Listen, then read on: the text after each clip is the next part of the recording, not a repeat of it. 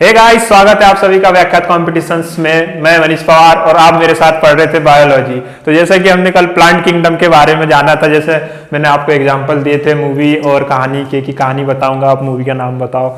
उसी प्रकार से आज हम उसी वीडियो को आगे कंटिन्यू करते हुए, जैसा कि कल की वीडियो की जो स्लाइड है अभी भी यहाँ मौजूद है, ये मैंने इसलिए रहने दी क्योंकि revision is the most important. तो अगर रिवीजन करेंगे तो और अच्छे से याद होगा, और अगर आप बस पढ़ते जाएंगे तो आगे तो पहुंच जाओगे, लेकिन ये नहीं पता होगा मुझे वापस कैसे जाना है। हालांकि हमें एग्जाम दे के वापस घर पे भी जाना होता है, ये नहीं कि एग्जाम दे दिया और बस वहीं के हो गए, क्योंकि एक जब हमारा पाथवे होता है हमें उससे अच्छी तरह से जानकारी रहेगी, उसके एक एक कदम की हमें अच्छे से जानकारी होगी कि हाँ हमने ये कदम पे ये पढ़ा था। तो वैसे ही हमें रिकॉल करते रहना चाहिए कि हाँ पहले क्या था। तो आज हम फिर से एक इसका ओवरऑल व्यू लेंगे कि प्लांट किंगडम को हमने दो भागों में बांटा था, क्या क्या नाम थे उनके, क्रिप्टोगेमस और फेरेनोगेमस। तो क्रिप्टोगेमस के पीछे कहानी ये थी कि प्लांट्स विदाउट सीड्स थे, और जो फेरेनोगेमस था प्लांट्स विद सीड्स था। तो जो क्रिप्टोगेमस था उसको हमने तीन भागों में बांटा था, थैलेफाइटा, ब्रायोफाइटा, टेरिडोफाइटा।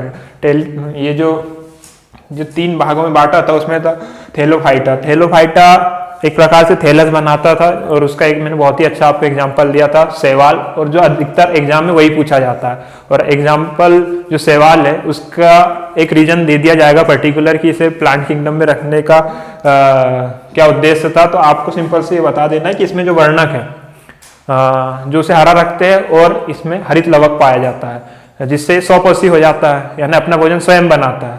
तो जो अपना भोजन स्वयं बनाता है और वो प्लांट किंगडम में आता है। इस प्रकार से इसमें कुछ ऐसे लक्षण है, तो ऐसा आप टिक मार करके आ जाओगे। जो ब्रायोफाइटा था मैंने आपको बताया था, जिस प्रकार एमेफियम वर्ग में जो मेंढक होती है वो जल और थल दोनों में रहती है, जिसे हम हिंदी में उभयचर बोलते हैं। क्या कहते हैं? उभयचर।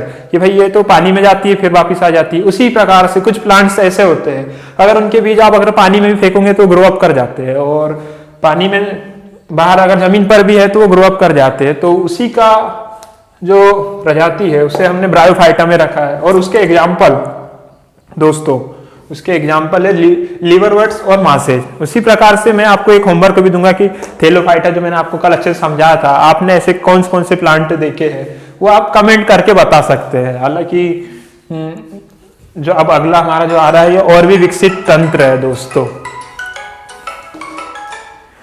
जैसा कि आप ये टेरिडोफाइटा देख रहे हैं मेरे साथ साथ, इसमें एक विकसित संवहन तंत्र पाया जाता है।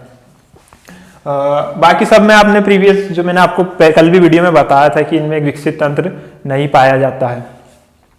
तो इसी प्रकार से टेरिडोफाइटा में अब विकसित तंत्र है, तो मतलब ये एक प्रकार से अच्छा पौधा होगा, अच्छा प्लांट बनेगा आगे चल के। और फिर हमने फेरेनोगेमस में ये सब देखा था, जिम्नोस्पर्म, एंजियोस्पर्म, कि भाई जिसके बीज ढके हुए नहीं होते हम उसे जिम्नोस्पर्म में डाल देंगे, यानी उसकी जो प्रजाति है, उसके जो पौधे है उसको जिम्नोस्पर्म के वर्गीकरण की जो शाखा है उसमें रख देंगे। जो एंजियोस्पर्म है उसको ढके, यानी एंजियोस्पर्म में जिसमें ढके हुए बीज होते हैं। तो इस प्रकार से हमने कल जाना था। और मैंने आपको बोला था कि मोनोकॉट्स और डाइकॉट्स के बारे में जानकारी हासिल करके आइएगा।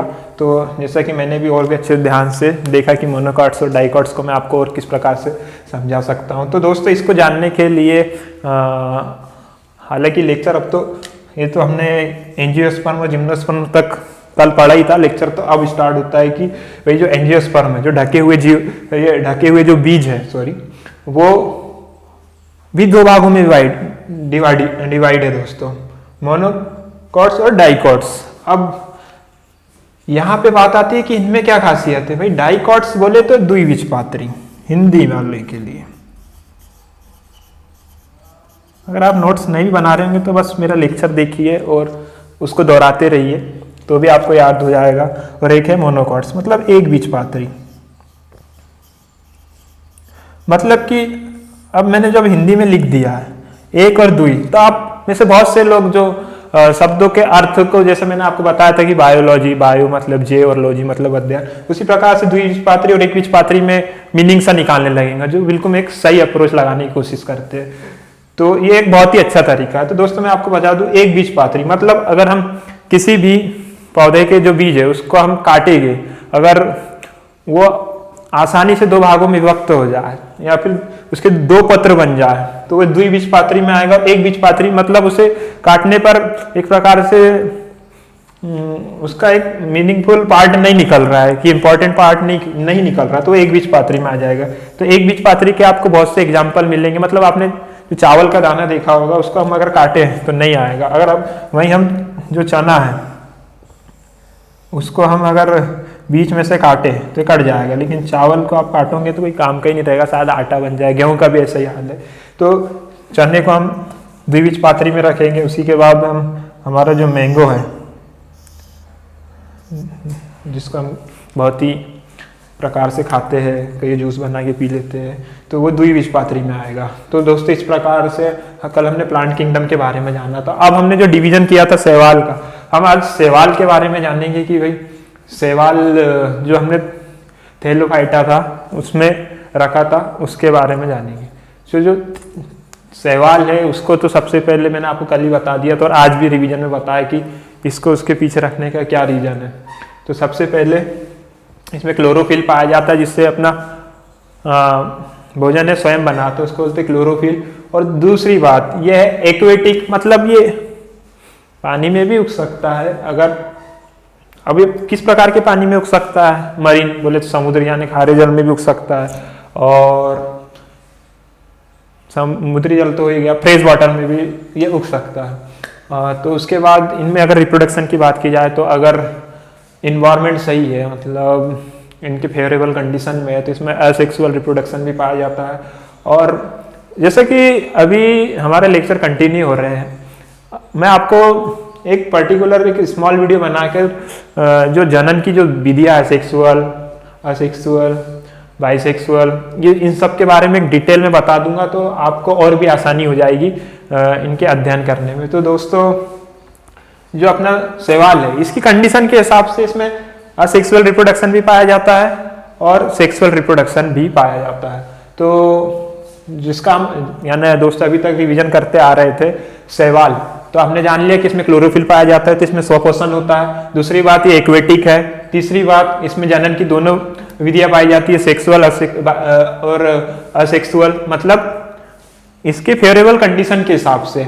और अगर हम इनका जो एग्जाम के बेसिस पे देखें कि भाई इसमें किस प्रकार के क्वेश्चन आते हैं, सवाल तो आजकल हर कोई पढ़ रहा है, तो ये भी जान रहा है कि इसमें दोनों प्रकार का रिप्रोडक्शन पाया जाता है। तो दोस्तों इसमें क्या होगा कि आपको एक सवाल का नाम दे देंगे और उसका कलर पूछ लेंगे, और कलर जो है उस कलर के होने के पीछे रीजन क्या है वो पूछ लिया जाएगा। तो पहले तो आपको कुछ एग्जाम्पल भी याद होने चाहिए, जैसे जो थैलोफाइटा है उसके अंदर जो हम शैवाल पढ़ रहे हैं उसके कुछ एग्जाम्पल जैसे वॉलवॉक्स, फ्यूकस, ये नाम तो आपको पता ही होना चाहिए। उसके बाद हम जो शैवाल का भी क्लासिफिकेशन कर रहे हैं उनके रंग के आधार पर, उनकी जो क्लासेस है उनको हम कैसे याद रखेंगे उसको भी आज हम जानेंगे। और सबसे पहले ये भी जानेंगे कि उनमें कौन से वर्णक है जिसके आधार पर उनका रंग का निर्धारण हो रहा है कि भाई ये भूरा शैवाल है, ग्रीन एल्गी है, लाल शैवाल, नीले हरे शैवाल, और इनका जो शैवाल है वो किस चीज की बनी होती है। अधिकतर इसमें से एक या दो क्वेश्चंस तो मैंने अधिकतर अपने पढ़ाई के दौरान देखे है कि इसमें से एक नए क्वेश्चन रहता है कि भाई भूरा शैवाल में किस प्रकार का जो अपना पिगमेंट होता है कि इसका रंग भूरा शैवाल हो जाता है। तो ये सब हम वीडियो के लेक्चर में कंटिन्यू रहकर पढ़ते रहेंगे। तो दोस्तों मिलते हैं अगली वीडियो में जिसमें हम इसकी एक बहुत ही आसान सी ट्रिक बनाएंगे और उसको एक कहानी के रूप में पढ़ेंगे। तो दोस्तों मिलते हैं अगली वीडियो में। जय हिंद। लाइक करें, शेयर करें और चैनल को सब्सक्राइब नहीं किया तो करें ताकि आप अगली वीडियो में जल्दी आ सकें।